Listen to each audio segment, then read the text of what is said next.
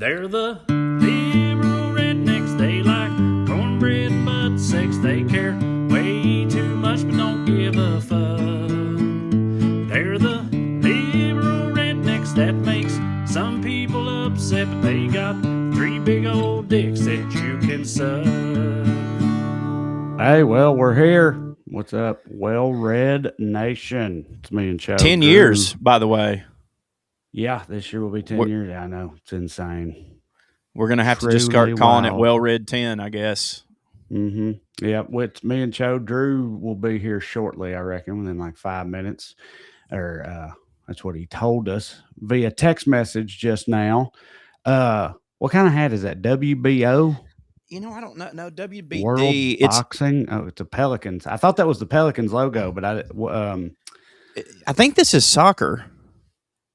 I mean, the Pelicans are an NBA team. Yeah, but right? What does WBD mean? I mean, I assume soccer could also have Pelicans. The only reason I say that is because... We be Duncan. That's their slogan. The only reason I say that is because I guess this was fanatics.com. They were basically giving away these hats for like $2 a piece, and most of them were soccer. And I was like, I like hats, and I don't care if they're... And so most of them are soccer. Won't bow down. So it's the basketball team. Yes. But that was apparently a short-lived slogan that they tried out like 6 years ago before the 2019 season. They tried that slogan out and it didn't stick. So that's why that was $2, I guess. That hat was, so that's a short-lived thing that most people don't remember, I suppose. I think it's probably because they tried it out and they were like, I don't know, if you check out how we're playing, it does seem that we bow down. We often back down quite a bit. Yeah, back down, a lot. Get backed down in the paint, all that stuff. A lot of backing down happens at Pelicans games.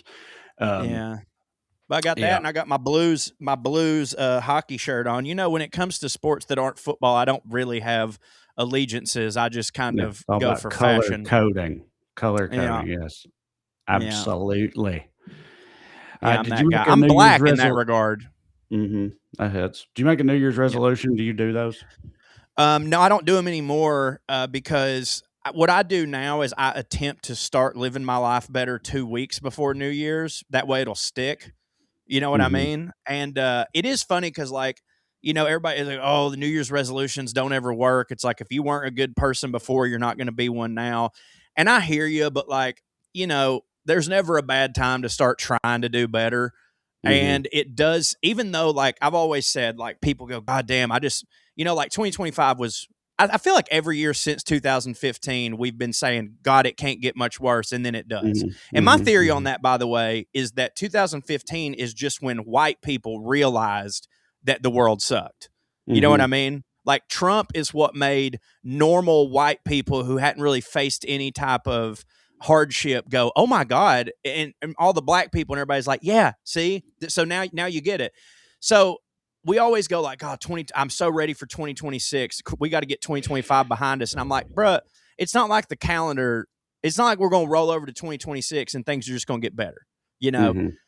But it does seem like, at least mentally, it's a clean slate, which does lend itself to, like, I'm finally going to get back in the gym. I'm finally going to do this. So I've been sober since December 23rd, and I feel amazing. And basically, my only resolution, I wanted to keep it manageable, and it's just to drink more water. But I was like, if I just do that, everything else will kind of work out. And, like, it kind of has. Like, the only thing, every day I wake up, I go, your only goal today is to drink enough water. And because of that, I've been eating way less shitty because I'm full from water. I feel great. I'm not drinking as much caffeine because I have energy, and I'm sleeping better. So, like, yeah, kind of that one thing just kind of worked everything out. This is another example of you being a white woman about stuff. Remarkable to me that people have to be the water part, the not drinking. That's such like a woman. I mean, my wife especially, but I've seen memes about it on the internet, so I know it's old people too. Somewhat widespread, where it's like you have to like tell a woman to drink water. They'll just forget to do it. That's always been so unfathomable to me.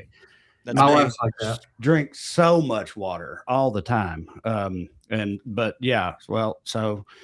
I'm glad that that's hidden for you. But Drew, do you resolve things. Yeah.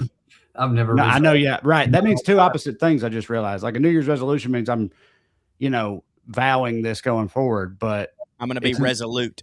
I think they're being resolute. Yeah. You have to have the resolve to finish your resolution. I'm feeling resolute. I think right. But things that are resolved or you've already fixed. So yeah. I think that's like at the end. I think their probably root words are probably the same. I've done it in the past. I've sort of shied away from it in the last few years in terms of I feel like I'm constantly trying to do something. Right. It's part of like the industry we're in and me like worrying about my career. I'm going to do something there. And then also just like getting older and all that. Like, I feel like I'm constantly either trying to lose weight, trying to work out more, but I have been, in my personal life, unlike your stereotypical things, eating, drinking, exercising, putting my phone down, reading, I've actually been in a pretty good pace. It's not to say I can't improve, but I don't feel the pull to be resolute. In my career, I could probably use a resolution or three. In my personal life, what am I going to say? Let's be a better husband in 2026. I mean, yeah, I probably should say that. Yeah, I mean, I feel similar. Like in so many regards, I feel like I've been kind of crushing it for the past couple months. So I guess now I'm just like, we'll just keep that up. That's if awesome. I can just, I didn't mean I was crushing it. I definitely just feel more like. But I mean, you're happy.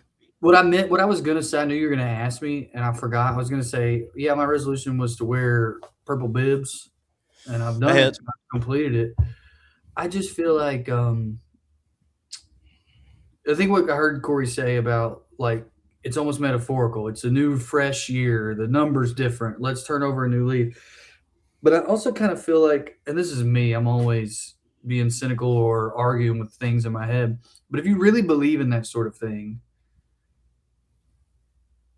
wouldn't springtime be the time? Like, I agree. Like, I'm connected with the changes of the seasons. At the very least, wouldn't it be 2 weeks before when the solstice hits? And then on the flip side of that, if you don't believe in any of that, I'm sort of like, well, do it if you want to do it, but don't wait till January 1st. If you have the thought, December 12th, start December 13th. That's what I said. Is like I was whatever fucking helps people. You know what I mean? Like I don't know if you guys know, but like we're about to start World War III. Like, just whatever helps you, man. Well, but does it though? My kind of thing with them has always been like I feel like the stereotype about those, the joke everybody makes that everyone always like, relates to is that, you just break them usually. Like I feel like the vast majority of most, I don't know the percentages, but I feel like that's why I think make it manageable. As you said that, did you just take a drink of beer? No, he's sober. That must be a sparkling water or something. No, it's this is my new trick to drink more water. I just keep refilling my Sprite bottle because drinking out of glass bottles really hits for me.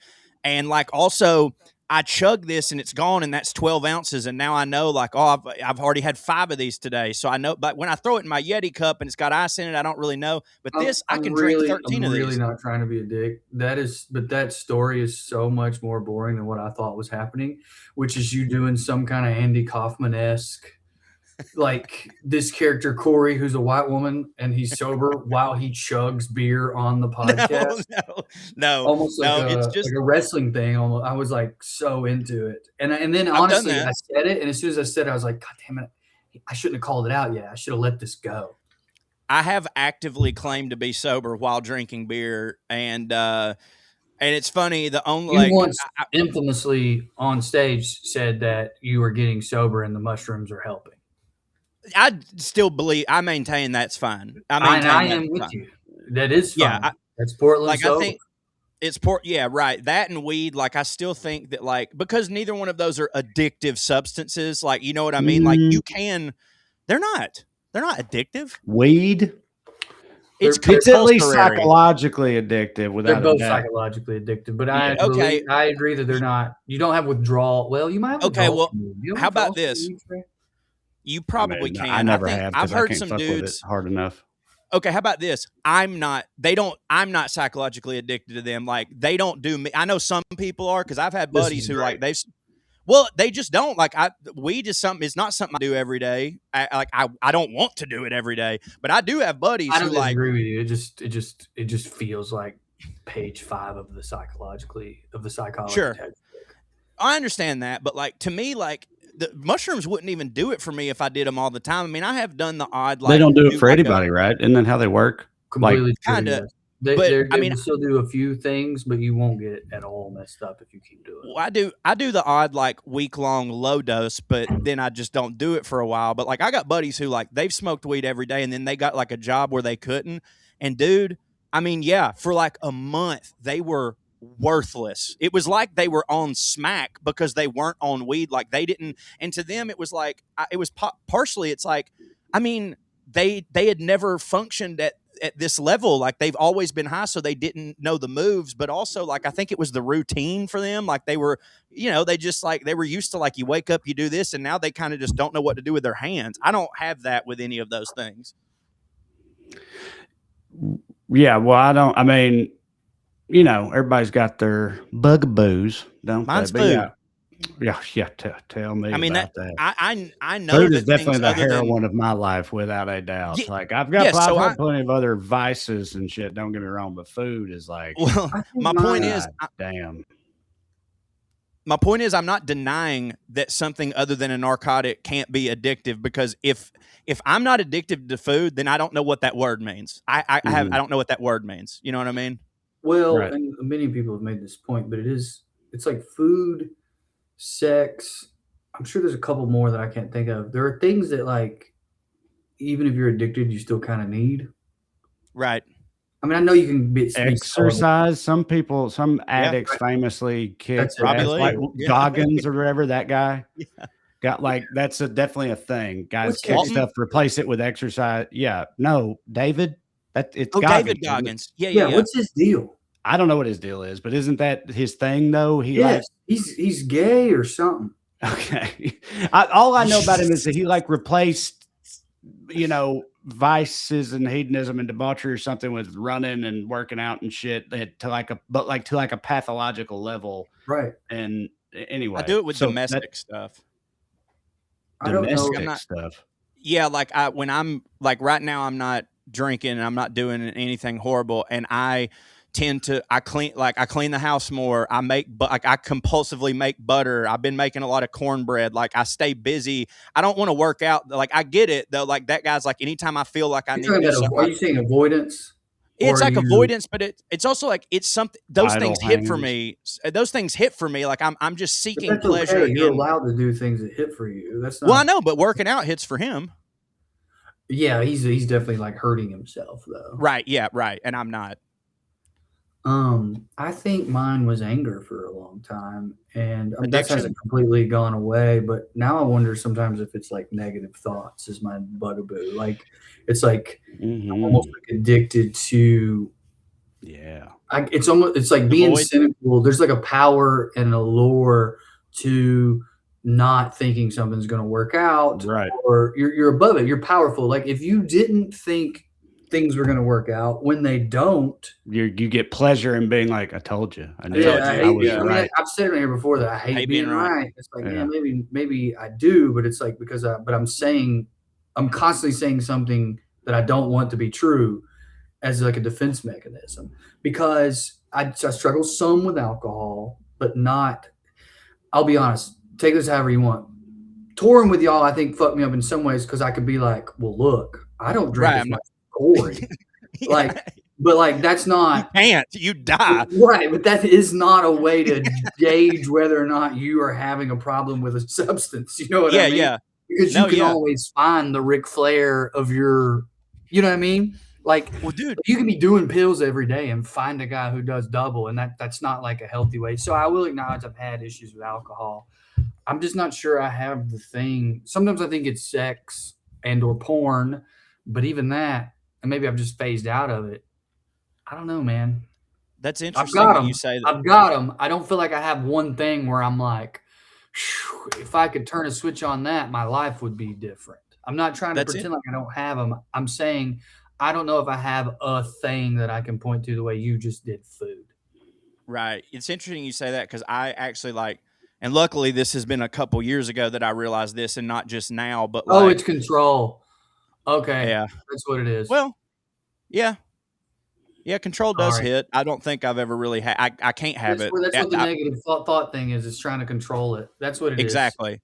I am Right. addicted to that. That's my bugaboo. That's my Like vice. things might suck, but at least in your mind, you know exactly how they're gonna suck, so you can like. Yep.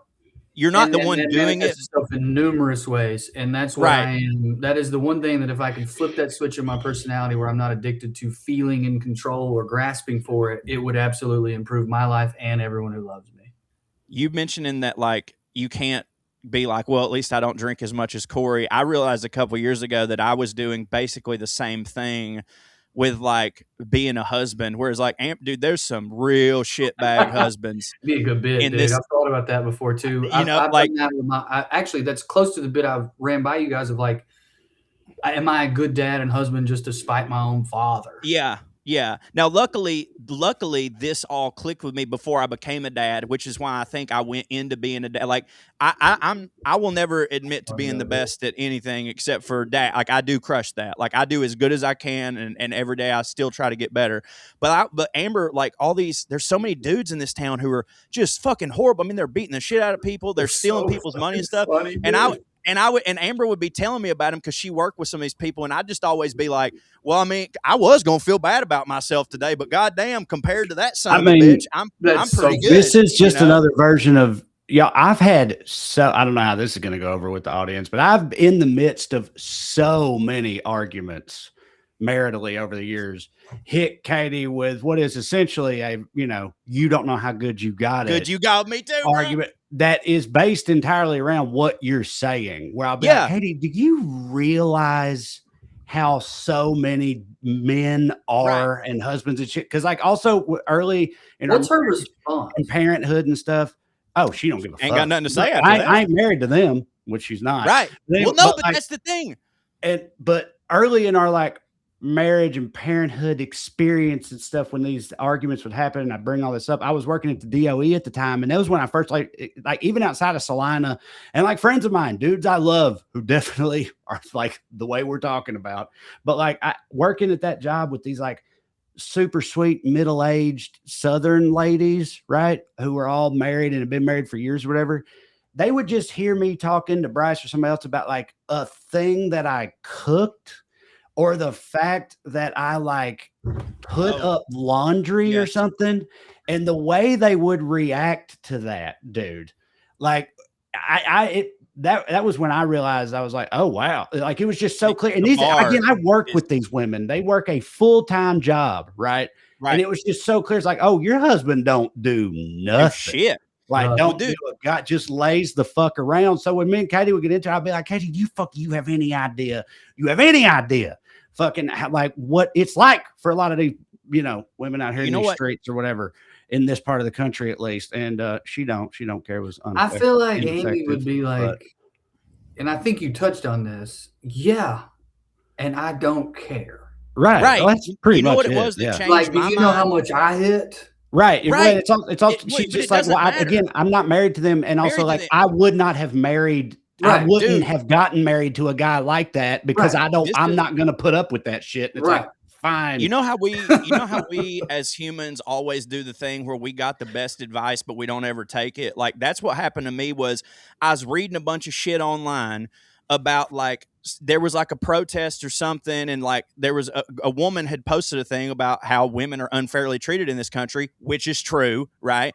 And this fucking guy, this like MAGA dude, his response was like, well, why don't you go try living in Iran? Or why don't you go try blah, blah, blah, blah, blah. And see, you'll really see how bad women have it, which is exactly what we're doing here. And I remember going like, bro, that shouldn't be the bar. I mean, that is true, but that shouldn't be the bar. We shouldn't want to just be a little bit better than Iran to women. And I was like, holy shit, that's how you act as a husband. You know what I mean? It's like, well, yeah, it could be worse. And it's like, right, but you're supposed to be trying first to world defend power, myself a little bit here. I don't know how it would come up with either of y'all, but for me, it would come from a very defensive place. Imagine that, where it would be like she would be getting on to me or nagging me about something that I didn't do or whatever.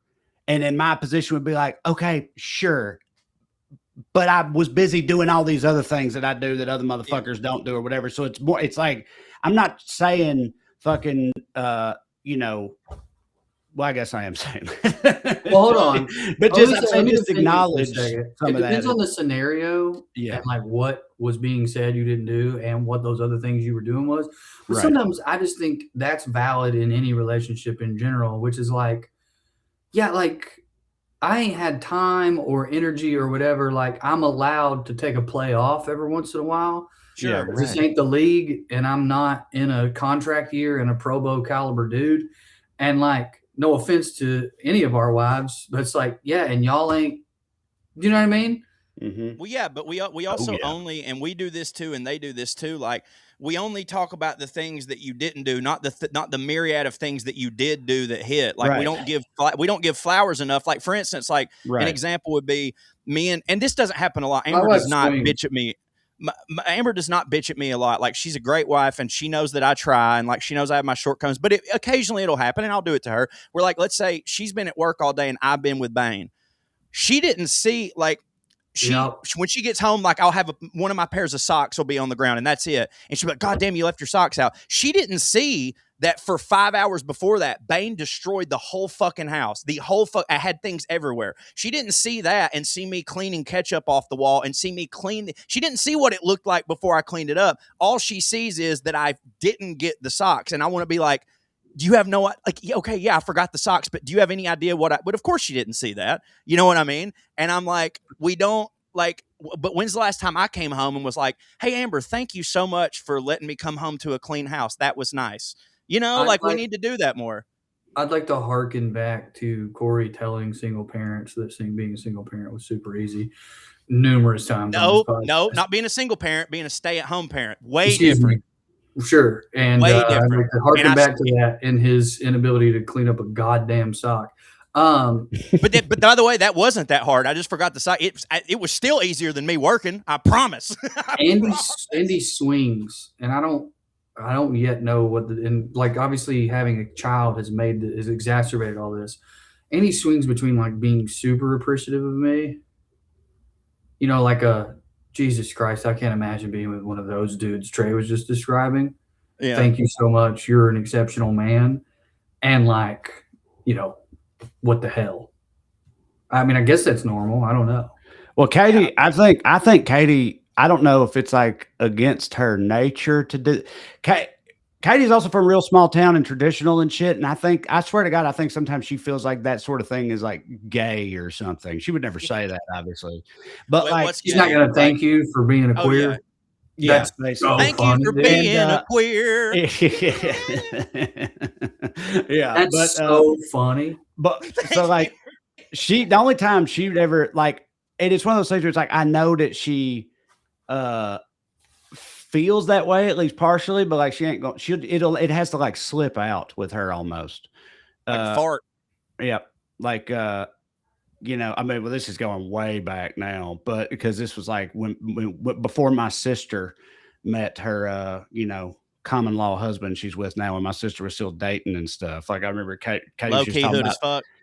Yeah, Kate was just talking about the dudes, you know, the various relationships my sister had gone through or whatever, and was just like sort of going on a little diatribe about it and said something like, you know what I think her problem is? I think that every guy she dates, she compares that guy to you. And if she keeps doing that, she's never going to be satisfied, you know, and then I was like, and she was like, damn it. I was exactly. That's exactly what happened pretty much. Like, cause I was like, oh damn, really? And you could tell she was like, oh shit. I didn't, you know, I didn't. Like, don't she's you, like a dude. Don't you take that too much to heart. Don't you start feeling.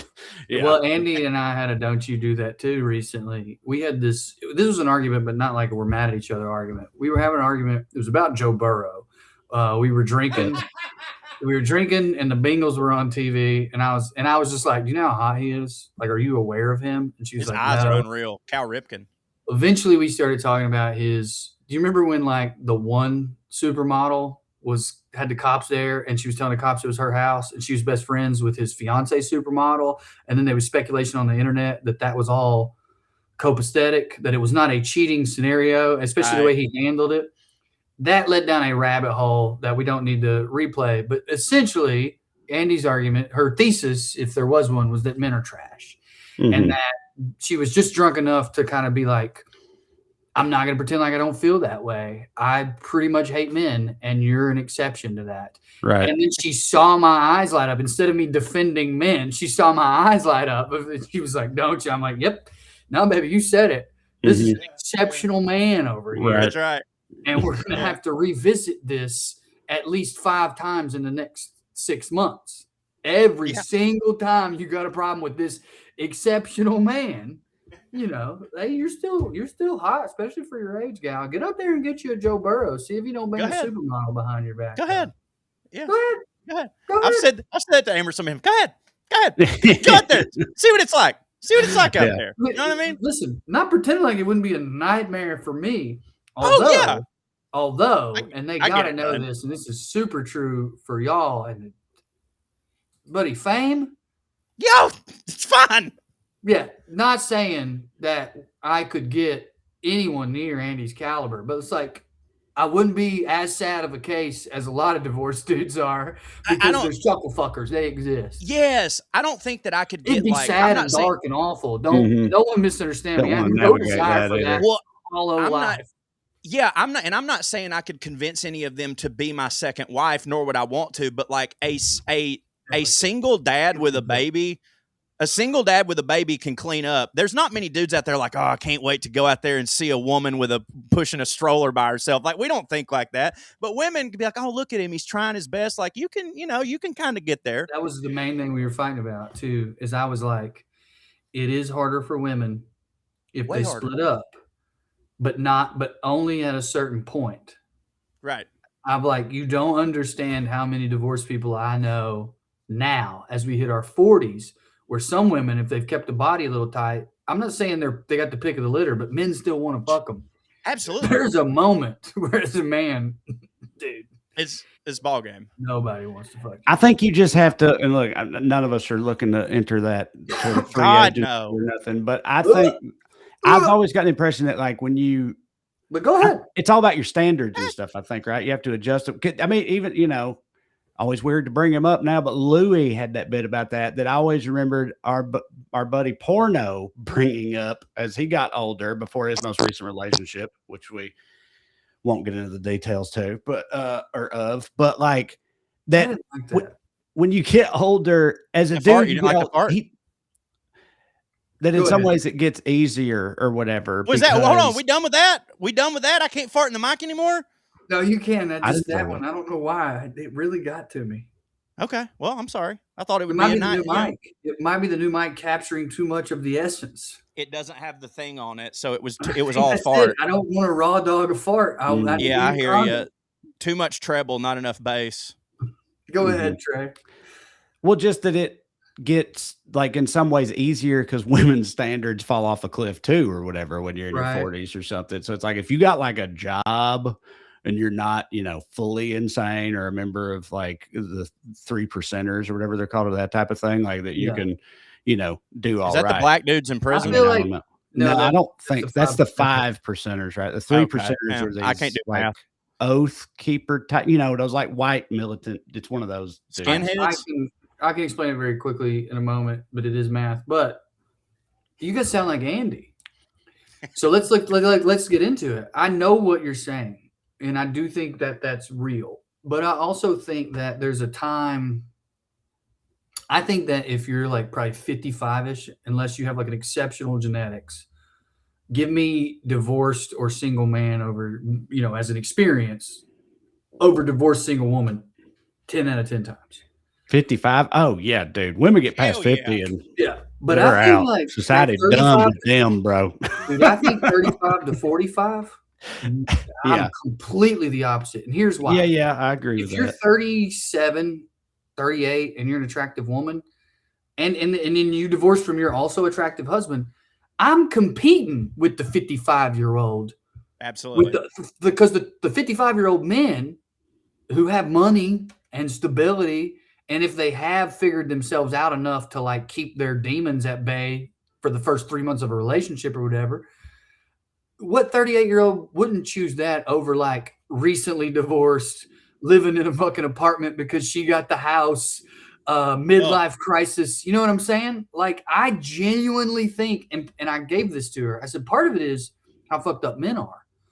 Of course, the damsel in distress, the broken 38-year-old recently divorced woman, is going to get way better options because men see that as a positive. That you're desperate. There's never been a woman that's looked at it. Not never. There's a few who like a project, but there's rarely been a woman who's seen like a 38, 40-year-old dude who's broken in half and been like, that's what I like. When younger women want a project because in their brain they still think I can fix him, but after a woman's been through it, they're like, that's what I'm saying. They're like, if you could fix him with 19-year-olds, it's the only ones they can trick.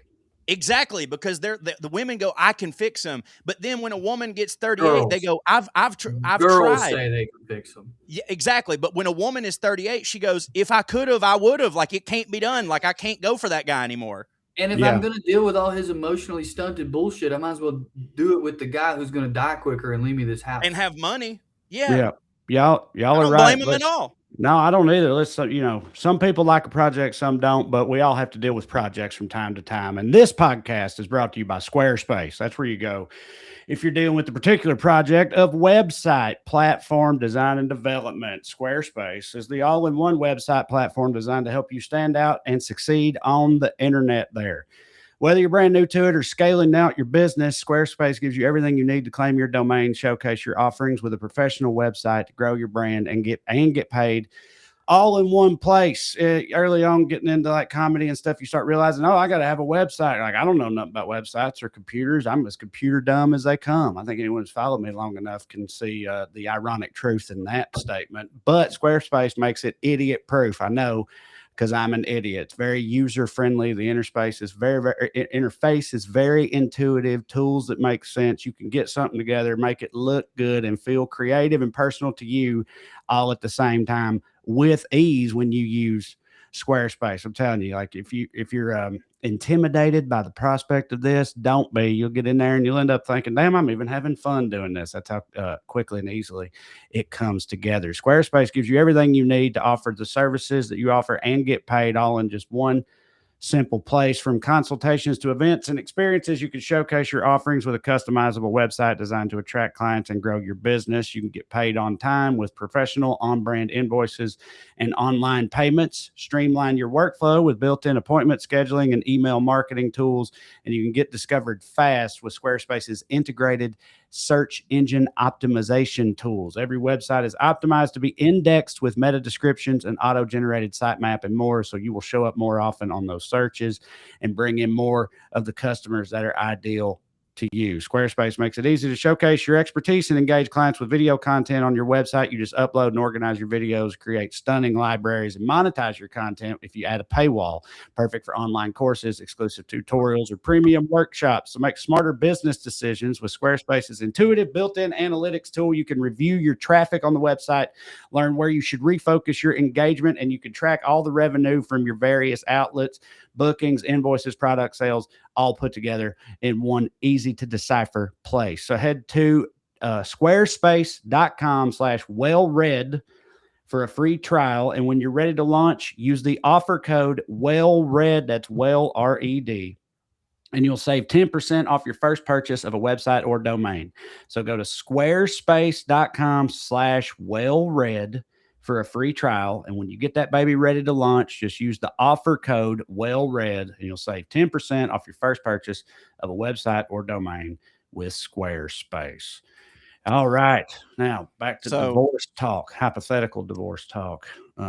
Okay. Go ahead. No. If you're about to, no, I don't have anything else to say. It's just where we were at. So if you're trying to, I wanted to bring something up. So, Drew, right before you popped on, we were talking about how, we're in the year of WellRED 10. This is the 10th anniversary, which is crazy. I have a lot of feelings about it. Most of them very positive because it's an achievement, and just for three people to still be talking after 10 years is remarkable. But I've been thinking a lot about what it. I would too. I'll make you one. I'll get a 3D printer. I've been wanting to get one anyways.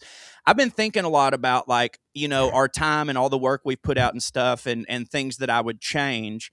And nothing about our journey I would change, but I have been thinking about in the 10 years since we started and wrote our book, The Liberal Redneck Manifesto, one thing that I would like to change, and I think we've sort of brought this up before, and I know we're not going to be able to get to do it all on this episode, but we need to be thinking about it. We need to do a 10 greatest rednecks redux. Now that we're 10 years later, there needs to be a new list. I think some people. What's that? You think there's a shakeup? This has come up on the show before, actually. Brett Favre has definitely been removed, I think. We've talked at least about that. I'm not saying we completely rewrote the top 10 list, but we definitely, I think in the midst of all that Brett Favre stuff, we raised this issue and went over some revisions to it. Having said that, I have no recollection of who we put in there instead or what we came up with, but I know that it definitely some of them still have to stay, like Dolly Parton, Levon Helm. I think Jimmy Carter was on there. Is Favre out just because we're mad at him or because he committed a white collar crime for the volleyball team? And that's just like, I think so if you'd have stole for the rifle team, we might have. Yeah. If he just screwed Walmart, whatever. I think it's a little bit of both. Like, yeah, you can't, obviously you can steal and still be a great redneck, but the way in which he stole from other rednecks and therefore no good. It's not redneck. That's what I'm asking. Is it like, yeah, right, no longer redneck or we just hate it? We're mad at it. We don't want him. Yeah, we don't want him to. How about this? We don't want him to have the honor of being on our list. And I think it does say greatest. It doesn't just say, we're not saying he's no longer redneck. He's just no longer one of the greatest. One of the greats. And I would say, for an easy fix, we could just slip Randy Moss right there. You know what I mean? What do you mean, move him up? Oh, wait, was he already on there? Yeah, he's on the list. Yeah, of course. Okay, right on. I don't remember what number he's at. He can move up. Yeah, sure. But yeah, well, everybody's going to have to move up at least a slot. And I think Favre was 4 just because of his number, which is probably not accurate. Earnhardt has to stay. He was 4, yeah. Earnhardt was 1 through 3. Brett Favre was 4. Then I don't remember after that. Oh, that's right. Dolly. You know what? We've actually got a couple more spots. We did that as a goof. Like Earnhardt took the first 3. Yeah. It is funny. But my point is, I think we need to take some time and maybe next week come back with some submissions that we can vote on and have our fans vote on. And by the way, y'all can email us in. You can use our puttingonairs@gmail.com email. Email us in some of your submissions. I would like to hear them. I think ever since Jelly Roll got his new teeth, he's definitely at the top of my list. Yeah. We followed that up on here weeks ago. You I forgot to go in on page, or I kind of did, and she didn't care. Yeah, I know. Yeah, she just let it. That sucks. Let it slide. But I was kind of relieved because other than told you so, I didn't have much. You know what I mean? What did I tell her? You know what I mean? Well, on that note, though, from my perspective, weeks ago, before any real narrative emerged that got to my out of touch ears, you were on here saying, it's coming with Jelly Roll, basically. And that was, I say weeks ago, it might even have been months ago. And at the time I was like, I don't know, everybody loves Jelly Roll, don't they? And that's the problem. That's the problem. When everybody truly starts loving a redneck, there's only a few possibilities. You know what I'm saying? Dolly really is an enigma in that regard. I'll say this, and this may cause some chagrin. I don't think she's a redneck. And if she's a hillbilly. Right. And I do think there's a difference. We are jollier. And well, then let's make two lists. People let us get away with more. But I just wish there was a catch-all term. I mean, is there not? Because you could say Southerners. We could just say the greatest Southerners. Well, yeah, but that opens it up to a lot of. I mean, Outcast is neither of the things we're talking about. Right. And they're yokels. Right.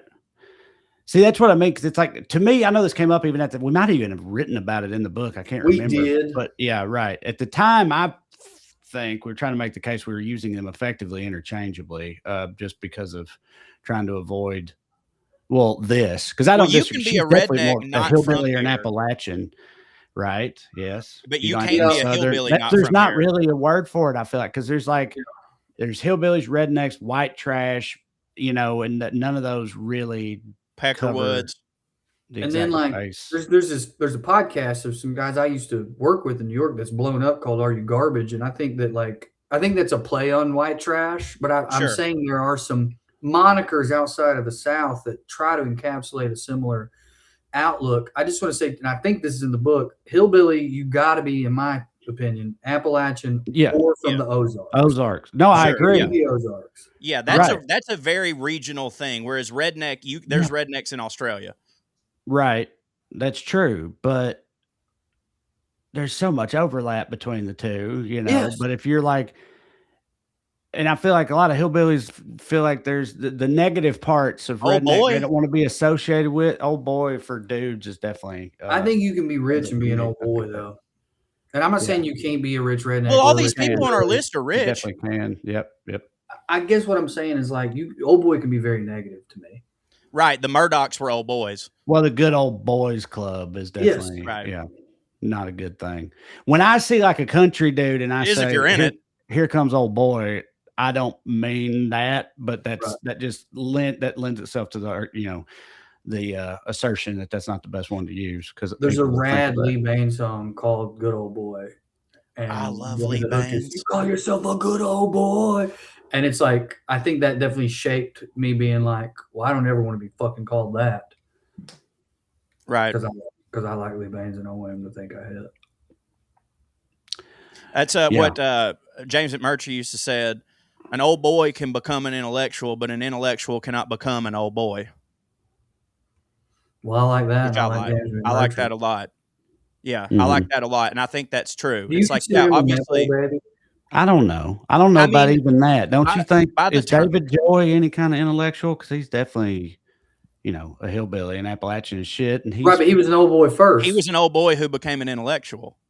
Oh, right. Okay. Yeah. The point is, I would argue that no one can become an old boy. That would be mine. That's what right. That's the thing. Well, he by the way, he was using that to describe George Bush. You're not.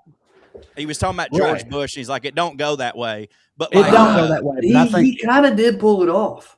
Well, right, true. But his point was like it's all fugazi. Like, he has pulled it off to America, but deep down, that's not the case. He's not. He's also not an intellectual. No, but he's he seems like it now. Yeah, he's like a Connecticut blue blood or whatever. So right. You're right. And that's what I'm saying about intellectual. That's true, but it's just if you're not an old boy, no one who is not an old boy can become one. I don't think. To answer your question, perhaps Trey, Bush is the exception. Perhaps to answer your question, Trey. Technically, James McMurtry has to be considered a nepo baby if it's just, hey, does your parent hit, or was it Drew that asked that? I didn't say it was me. About that. Okay, I don't think it's just that your parent hits, though. I think it's like, did the hit translate? But he didn't go. But you kind of got to assume potentially his father was footing some bills while he was starting out. Sure, of course, and he did. But I'll say this: he didn't go into the same field, which is not. But I don't. Here's an example. Adjacent, especially because he's known as the best rider. But here's the thing: you can't fake that. You can't. He would no. That's we've said this all the time. If James McMurtry wasn't talented, his dad could have opened some doors, but he wouldn't still be here hitting for us. And he wouldn't like his album. When I listen to a James McMurtry album and I judge it based on how hard it hits for me, in no way do I go, well, I have to think this because his dad wrote Lonesome Dove. You know what I mean? Like, it does hit.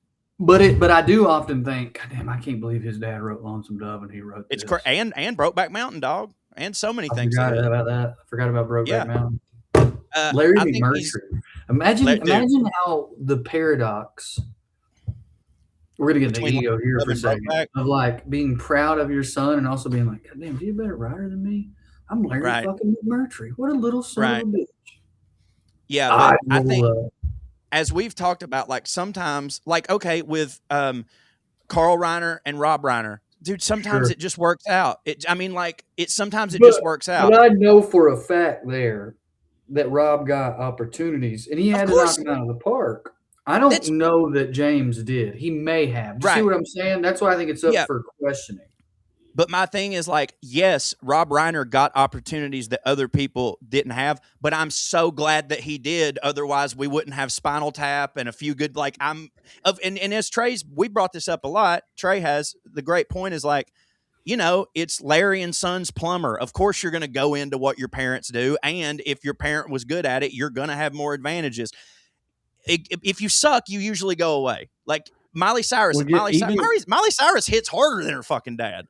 Even even taking it further than that, though, whatever in Son's plumbing and shit, it's also like that was just the standard way that everything worked for most of human civilization. That's literally that's literally where our surnames come from.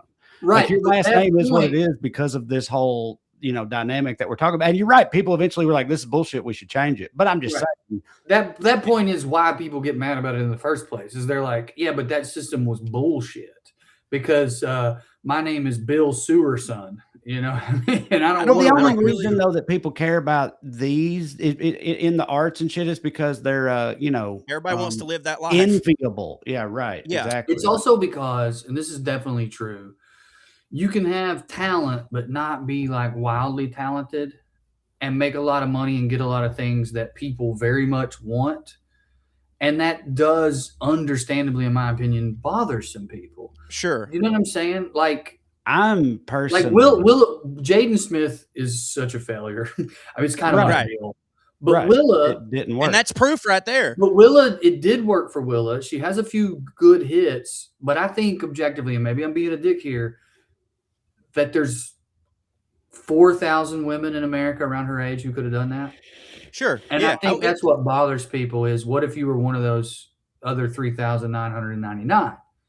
Yeah, where it's like, he was gonna be rich either way. Let her sing her stupid fucking song. I mean, I know what Drew says. It's like there would be more spots open for people that are better, but still not nearly enough. Like there's there's so many people that are definitely good enough, that are crazy talented and shit, that if Nepo babies were eradicated as a concept, so many of them still would, because it's just not how it works, Well, it's also changing. Another argument on the other side, right? Because there's so few spots that we should keep as many. But there are more spots now than there've ever been. Like I don't know how y'all feel. I'm way more bothered. This kind of came up in the thread yesterday morning. Hedge fund shit. Personally, way more bothered by like shit that the internet has done when it comes to like people that I see getting full blown careers out of stuff that I just cannot comprehend because of like thievery, as we've discussed on here so much that our fans are tired of it, where they're just lip syncing someone else's stuff or whatever. That type of thing bothers me way more than like Bryce Dallas Howard or whatever. Yeah, because Bryce Dallas Howard still brings it. Exactly. Yeah, like you can't lip sync a body like that either, bro. Let me tell you. Oh my god. No, I'll double down on it. Her and fucking Joan from Mad Men, they both got the same thing going on, and that thing is the thing that I like. I'm gonna be honest. I thought she was the lady from Mad Men. Is she not the lady from Mad Men? No, Christina Hendricks. But I can see why you'd think that. Well, you have blown my mind. They're the same idea. Yeah. They are, yeah. Big old powerful redheads, man. Are you guys Give me all of them? Me? No. Bryce Dallas Howard is not in Mad Men. No, Christina Hendricks is Joan from Mad Men. Bryce Dallas Howard was she was too young at the time, I guess. She was playing what's her face in Spider-Man around that time, but yeah, no, that's not her. You know who that girl's married to? The girl from Christina Hendricks from Mad Men, the hot redhead. She's married to the dude from Super Troopers who's in the back going, the snozberries taste like snozberries. Fucking good for that guy. Yep. I was There's just Super about Troopers to bring 3 that coming up. out, by the way. What did you say? Super Troopers 3 is coming out, he said. Yeah, I'm hopeful. I think that culturally I enjoy them, and I think it's been long enough that it's not going to feel like, and look, they didn't have anything else going on. Far be it me for me to judge that, but it doesn't feel like desperation. It feels like they were like, you know what? I think it's time for one of look at the way the trend is. They're really good at threading that needle of like, you're not supposed to say that, but they're not actually problematic.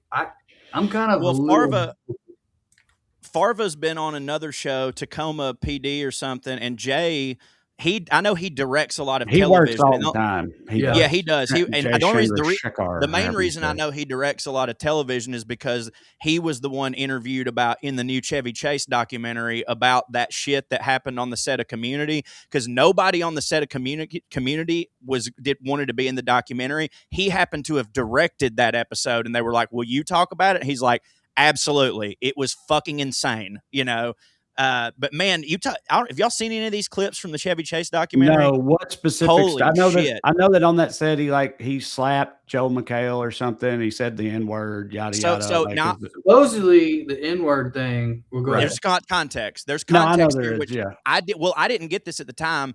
Now, so basically, he was upset because they kept making his character more and more racist, and then he said, "Why don't y'all just have me say blank?" So yes, he did say it. And they like, Jesus Christ, why don't you just fucking right? That is a little different, right? But then Jay, the director, was like, after that it all happened, he was like, okay, we get it, we understand your frustration, but like, don't you still think you need to like apologize to Donald Glover and them? Then he doubled down on it, and if he had been a bucket of roses to work with before this, I think it would have been fine, but he wasn't. Isn't that also purportedly the reason that he was being written as more and more of a shitty asshole is because of the way he acted behind the scenes, and Dan Harmon and all them were like, fuck this guy, so they were making him shittier in the show because of that. So that is true. What the rumor is, I do believe it, but I also can understand how, wow, that really ain't going to make somebody act better. Imagine if you're already like an antagonistic guy, and I'm saying fuck Chevy Chase, he's proven to be a dickhead, but then like there's literally a conspiracy against you. Like you're the kind of guy who's always acting like everyone's out to get you, and then they literally are out to get you. Because it kind of justifies some of your shittiness, right? Sort of, but it's also a self-fulfilling prophecy, right? In the other way, like it's all sort of like a cyclical thing. So the clip I saw feedback loop, the negative side of the secret, boys. The clip I saw from the documentary was this lady's interviewing Chevy Chase, and she's like, I'm trying to figure you out, and he's like, well, you're not going to, and she's like, what do you mean? He goes, you're not bright enough. Like, you're not bright. And he's being dead serious. And then he goes through this whole thing about how she's... Maybe I'm giving him too much. No, he is. He's very... He even says, like, I know you're not going to leave this in, but like, sometimes I think he's a better actor than I thought if he's not being serious. I heard him on like Fly on the Wall and a couple other like podcasts and shit in like somewhat recent years. And there were just times where I thought like, it's like, he's at least somewhat self-aware about some of it, or it's kind of a bit, but maybe I'm giving him way too much of the benefit of the doubt, though. I don't know. I think he might be a little on the spectrum, and he's only a little on the spectrum, and we didn't know what that was back then. Right. Because there's definitely some things, well, like that I even recognize in myself of like, oh, you think you're in on the joke, and as soon as you find out you're not, you're going to get real mad and feel justified in it, because you thought we were joking, but then you're going to look like the guy who was a dick in the beginning and then a dick at the end. And you were only being a dick at the end because you thought you were in on a joke that you weren't in on, which feels fucking shitty. That feels terrible, regardless of whose fault it is. Right. And I don't know if that's what's going on with him or not, but I've gotten that you just summed it up pretty good, I think. I've gotten that feeling about him before, personally. It could be both. You could be an Asperger's type person who also happens to be kind of an asshole. And that is a very bad combination, because it means you're often going to be misunderstood when you're not being an asshole. And then when people come at you for it, you're going to be a huge asshole. All right, here you go, Trey. Tell me if you can hear this. I'm just trying to figure you out. No.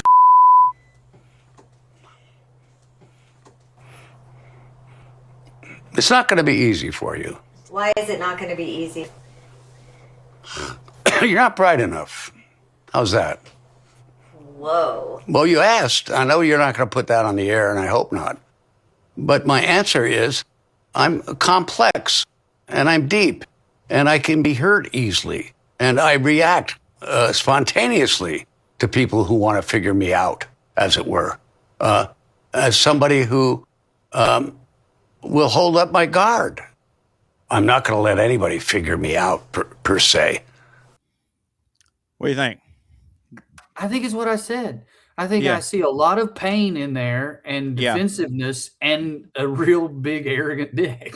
And the way that he smiles those first two times, like all I'm saying is, I'm not saying he doesn't mean or think all that. I'm just saying I think he's at least also self-aware about what he's doing to a certain extent there. Well, then don't get mad though when people call you a dick. Sure, but yeah, fair enough. Here's That's my fair thing. enough. But he's being like Also, antagonistic to this her is for shitty. whatever reason. That he's like, oh, really? Is that what you're doing? Here's how I Okay. feel. Here's how I feel about it. I think this is very arrogant, so it doesn't really prove he's not an arrogant dick. But I also think that answer was not, you're not right.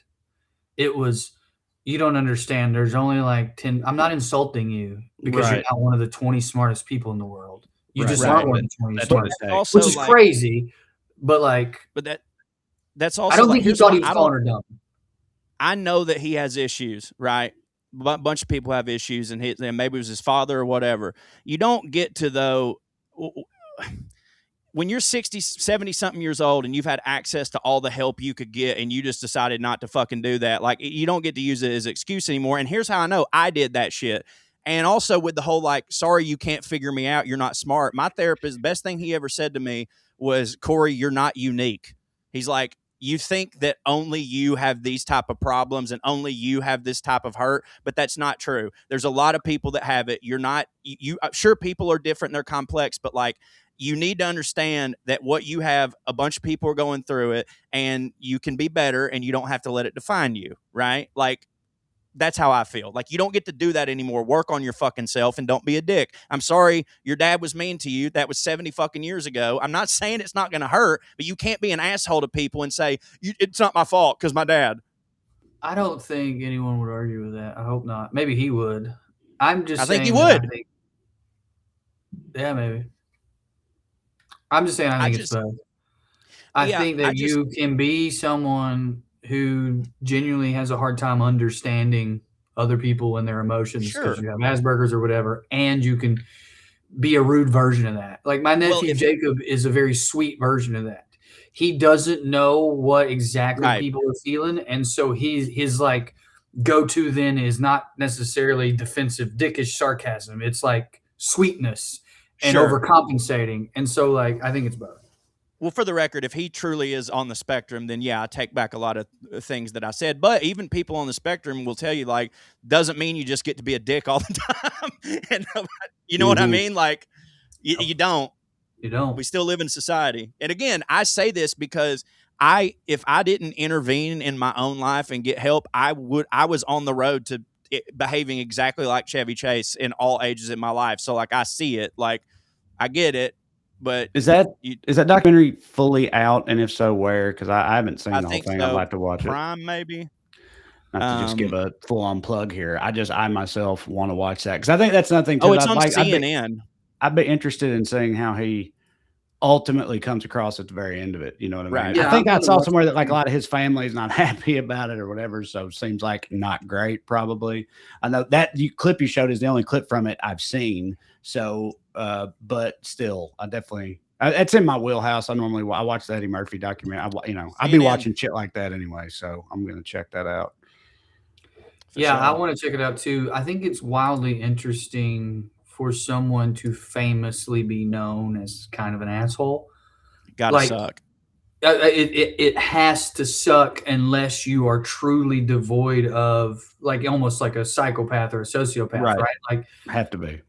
And like Mark Maron's a curmudgeon, but nobody thinks of him as an asshole. Some people definitely do, but he would probably assume they deserve it. But that might be a good example. But it's just an interesting study of like, wow, what does it mean to be famously known as not a bad person like a rapist or you did this thing, like just people just don't like you. Yeah, it can't help. No, like Trey said, right. It ends up being a little bit of a self-fulfilling prophecy because it's like, what do you do?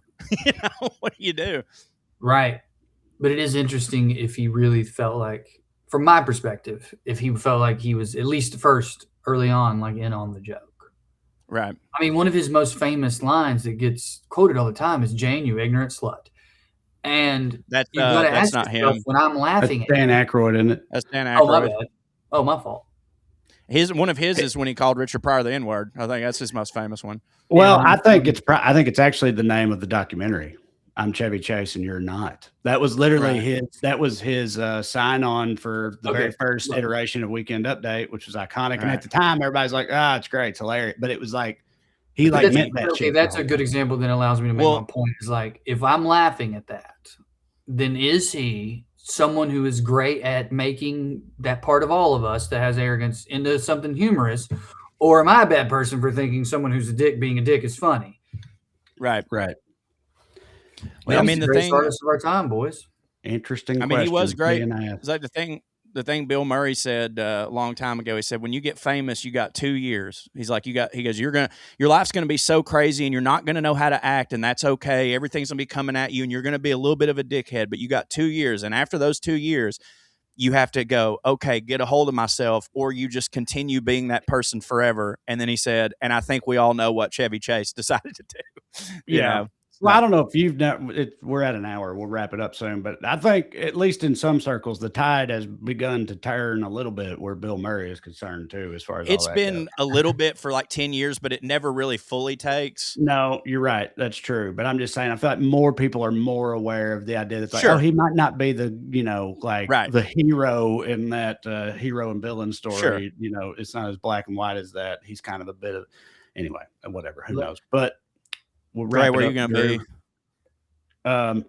I'm in Sacramento, California this weekend, and then Spartanburg and Wilmington a couple weeks from now. And then after that, a bunch of dates coming up. Birmingham, I know. And then onward from there, all at TreyCrowder.com. So come see me, please.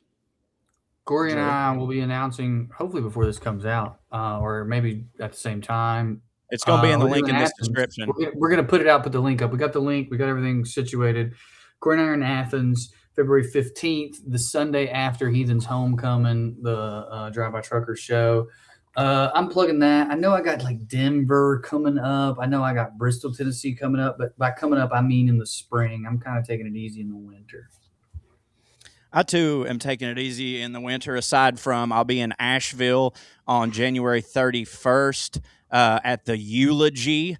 Can't wait to see y'all there. And, yeah, me and Drew will be doing our Drive-By Truckers thing February 15th at Hendershots. And I'll be in Atlanta in March. Look for those. Just look for that ticket link. I hadn't got it yet, but that'll be fun. Also, please go to CoreyWritesForYou.com and read my work. And thank you to everybody for keeping me in the top 50 on Substack's humor chart. It means a lot to me. Today I put out a fucking 4,000-word diary of stupid bullshit, and yesterday I posted an essay on people who tuck their shirts in. So, real highbrow stuff at CoreyWritesForYou.com. Thank you all for listening to the WellRED Show. We'd love to stick around longer, but we got to go. Tune in next week if you got nothing to do. Thank you. God bless you. Good night and skew. Fart.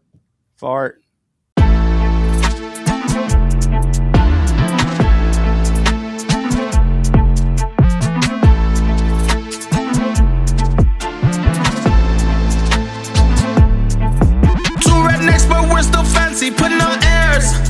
We might not know much about history, we don't care. We gon' get drunk and we talk about yachts. We gon' get drunk and we gon' talk a lot. Dress real fancy, sit in our chairs, sip on our tea, putting on airs. We collected from our love of Downton Abbey. We collected, we found out we're both so fancy. Hey, what's the difference between rednecks and royal families? Only money, cause they both have sex with family. Ew. Putting on airs. What other rednecks to talk about foreign affairs? Laughing so hard that we end up falling out our chairs. Sir Trey, Sir Corey, oh what a pair. High class topics with a redneck flair. Oh yeah. Two rednecks but we're still fancy, putting on airs. We might not know much about history, we don't care. We gon' get drunk and we talk about yachts. We gon' get drunk and we gon' talk a lot. Dress real fancy, sit in our chairs, sip on our tea, putting on airs. Two rednecks but we're still fancy, putting on airs. We might not know much about history, we don't care. We gon' get drunk and we talk about yachts. We gon' get drunk and we gon' talk a lot. Dress real fancy, sit in our chairs, sip on our tea, putting on airs. Okay, it's Team Squirrel or Team Trey. Oh yeah, we keeping it basic. He thinks that the squirrels at Corey's mom's house are racist. And you know squirrels live in the same place for generations. So Trey, you better count your days and you better count your blessings. Cause all the squirrels that you ran over, that you think are nameless, faceless, their families are getting together and plotting on you from the attic and basement. So even though Corey is dumb, fat, and bald, he knows how to avoid drama, don't get squirrels involved. Two rednecks but we're still fancy, putting on airs. We might not know much about history, we don't care. We gon' get drunk and we talk about yachts. We gon' get drunk and we gon' talk a lot. Dress real fancy, sit in our chairs, sip on our tea, putting on airs. Two rednecks but we're still fancy, putting on airs. We might not know much drunk and we gon' talk a lot. Dress real fancy, sit in our chairs, sip on our